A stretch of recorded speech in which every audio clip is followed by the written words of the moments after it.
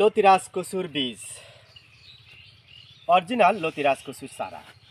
এ সময় চাষ করলে মাত্র 30 থেকে 35 দিনেই ফলন আছে। প্রিয় দর্শক, সুস্থ সবল সবুজ বীজ আমার হাতে আপনারা দেখতে পাচ্ছেন। দেখেন, খুবই ভালো মানের চারা।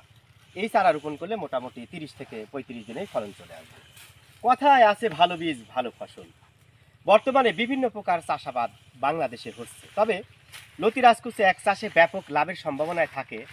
বাংলাদেশের প্রান্তিক পর্যায়ে কৃষক সম্প্রদায় এই চাষের দিকে ঝুঁকছে, তবে সঠিক জাত চিনে চাষ না করায় অনেকে এই চাষ থেকে লসের সম্মুখীন হচ্ছে। তাই সেখান থেকে চারা সংগ্রহ করবেন না। প্রিয় দর্শক, আপনারা ইতিমধ্যে অবগত হয়েছেন আমি পেশাগতভাবে সাইকোলজির লেকচারার বা মনোবিজ্ঞানের প্রভাষক হিসাবে দায়িত্ব রয়েছি। আমি শিক্ষাদানের পাশাপাশি কৃষিকাজের সাথে সরাসরি সম্পৃক্ত, বিশেষ করে পটল চাষ, পেঁপে চাষ এবং লতিরাজ কচু এক চাষের সাথে।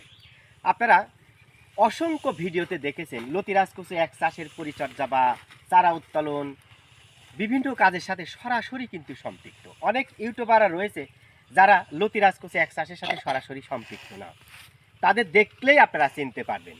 প্যান্ট শার্ট পরে বিভিন্ন জায়গায় যা ভিডিও ধারণ করে, নিজেরা কিন্তু কোনো চাষের সাথে সম্পৃক্ত না।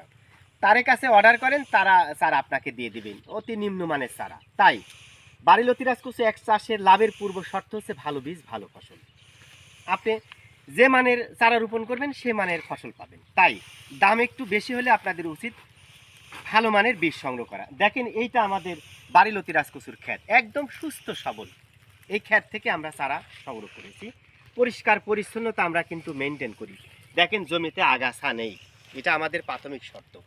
তো যাই হোক, এই যে এক ভাই সেই বগুড়া থেকে চারা সংগ্রহ করার জন্য এখানে এসেছে। দেখেন, আমরা কিন্তু পার্ট বাই পার্ট, আমরা বিশেষ করে বস্তাতে দেখেন পার্ট বাই পার্ট কিন্তু আমরা চারা বস্তা প্যাকেটের কাজ করতেছি। দেখেন, হ্যাঁ, কোনো চারার ক্ষতি হবে না ইনশাল্লাহ। একদম সবুজ মানের চারা দেখতে পাচ্ছেন। প্রিয় দর্শক, চারা থেকে চারার দূরত্ব 1 ফিট, সারি থেকে সারির দূরত্ব 2 ফিট। এই নিয়মে প্রতি শতকে চারা রোপণ করতে হয় 150 পিস। আপনি যদি 33 শতকে 4000 থেকে 4500 চারা রোপণ করেন, প্রতি সপ্তাহে 8 থেকে 10 মণ লতি সংগ্রহ করা যায়।